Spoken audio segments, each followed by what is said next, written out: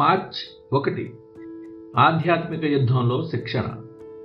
నీ ప్రత్యర్థిని అనగా పాపాన్ని లేదా సాతానును వెల్లకిలా పడవేసి అక్కడే అణిచి ఉంచడం నీ లక్ష్యంగా ఉండాలి.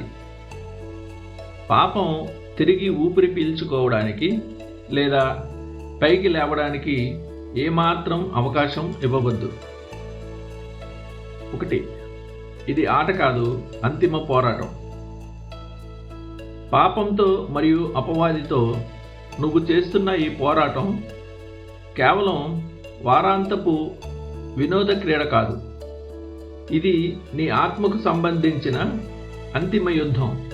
కాబట్టి నీ శత్రువుకు పట్టు దొరికేలా నీ చేయిని కూడా అందించవద్దు.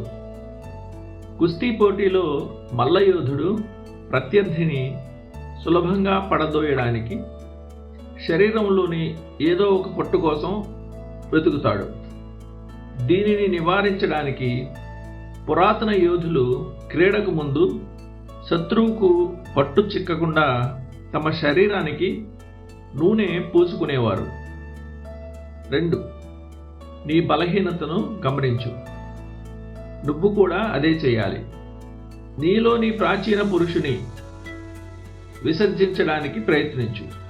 దావీదు దీనిని పాపము లేదా సొంత దోషము అని పిలిచాడు. కీర్తన 18:23. నీలో ఉన్న ఈ ప్రత్యేక బలహీనత ఏంటో గుర్తించి దానిని ప్రతిరోజు అణచివేయి. అది అపవాదికి ఇష్టమైన చేతిపట్టు. నీలో పట్టుకోవడానికి ఏ దోషము కనిపించనప్పుడు వాడు అవమానంతో వెనుతిరుగుతాడు. నీలోని పరిశుద్ధమైన దానిని ముట్టుకోవడానికి వాడు సాహసించడు. 3. క్రీస్తు ప్రేమతో అభిషేకం. నీ శరీర స్వభావం అణచివేయబడిన తరువాత ఇప్పుడు నీ ఆత్మను క్రీస్తు ప్రేమ అనే ధ్యానంతో అభిషేకించుము. నూనె వలె ఆ ప్రేమ నీ ఆత్మను మెత్తగా చురుగ్గా ఉంచుతుంది. ఇది పాపం చూపించే ఆశలను తిరస్కరించడానికి మరియు శత్రువు నుండి తప్పించుకోవడానికి నీ చిత్తానికి సహాయపడుతుంది. క్రీస్తు ప్రేమ నివసించే చోట సాతానుకు చోటు ఉండదు. నీ ప్రేమ నీ చుట్టూ అగ్ని ప్రాకారం వలె ఉండి వాడిని దరిచేరకుండా చేస్తుంది. 4. శత్రువును లేవనివ్వకు. నీకు దొరికిన అవకాశాన్ని తెలివిగా వాడుకో.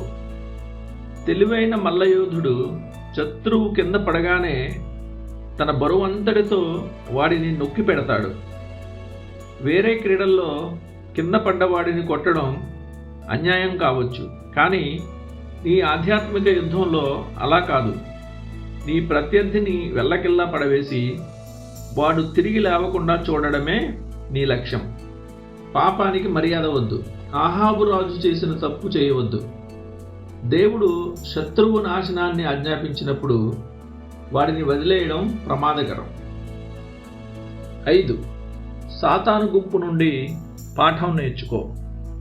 సాతాను సంతానం లేదా క్రీస్తు విరోధులు క్రీస్తును సిలువ వేసి పడగొట్టినప్పటికీ వారు ఇంకా జాగ్రత్తలు తీసుకున్నారు.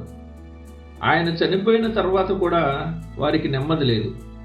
అందుకే సమాధికి ముద్ర వేయించి కావలి ఉంచారు.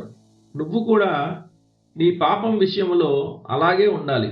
నీ పాత పాపం మళ్ళీ పునరుత్థానం చెందకుండా ఉండాలంటే మొదటిగా బలమైన తీర్మానాలతో, పవిత్ర నిబంధనలతో ఆ పాపాన్ని బంధించు, అనగా పాపానికి ముద్ర వేయి.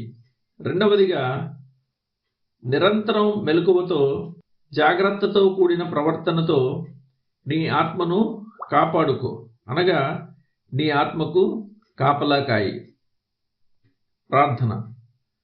ప్రభువా, నాలోని పాపాన్ని లేదా సొంత దోషాన్ని గుర్తించి అణచివేసేలా నాకు సహాయం చేయండి.